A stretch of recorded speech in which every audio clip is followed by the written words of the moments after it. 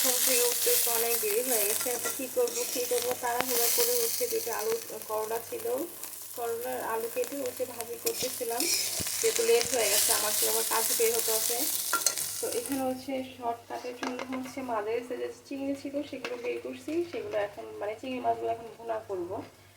তো শর্টকাটে যেটা করা যায় আর কি সেটাই করতেছি। তো এটা একটু হলুদ মরিচ দিয়ে মানে লবণ হলুদ দিয়ে একটু মাখিয়ে নিয়েছি, ভুনা করবো, যার কারণে শর্টকাটে হয়ে যাবে, সময় কম লাগবে। আর যেহেতু আমি চিংড়ি মাছ ভুনাটা খেতে পছন্দ করি, শর্টকাটে হয়ে যাচ্ছে।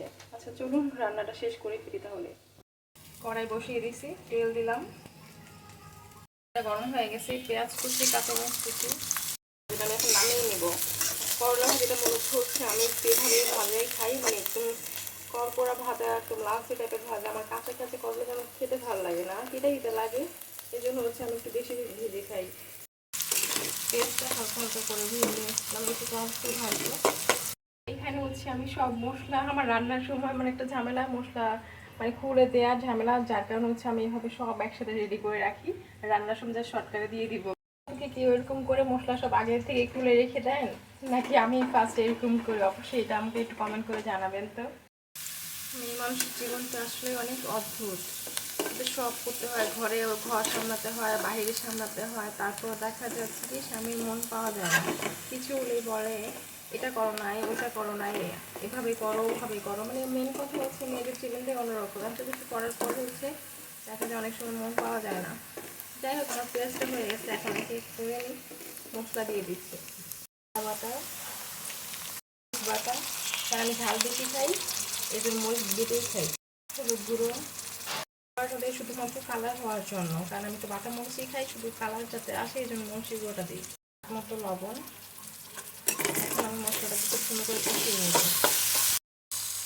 মশলাটা আমি খুব সুন্দর করে কষিয়ে নিচ্ছি। এখন আমি মাছগুলো দিয়ে দেবো, মাছটাকে একটু কষিয়ে নিয়ে দুজন মানুষ রান্না খুব সিম্পল, আর রান্নার পরিমাণও খুব কম থাকে, আমরা দুইজন, তারপরে আমরা খাবার নিয়ে যাই, আমার হাজব্যান্ডের সাথে রাতে এসে খায়, তারপর দেখা যায় এই তরকারি বেশি হয়ে থাকে, কারণ ও খুব কম খায় তরকারি, একদম মুছে মুছে খায়, আর আমি একটু বেশি খাই তরকারি। এটা একটু কষিয়ে নিয়ে পানি দিয়ে দিব, দুধ জাল দিচ্ছি, গতকালকে একটু দুধ ছিল বোতলে, মানে বাকি দুধ দিয়ে বিরিয়ানি রান্নার পরে একটু দুধ ছিল, সেটাকে এখন হচ্ছে আমি একটু চা বানিয়ে খাই নেব।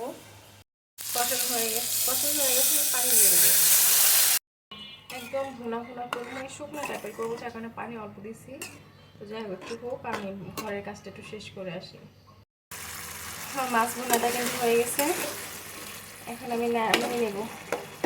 তো খুব শর্টকাটে রান্না শেষ করলাম, করলা ভাজি আর চিংড়ি মাছের ভুনা, এই হচ্ছে আজকে আমাদের দুপুরের খাবার।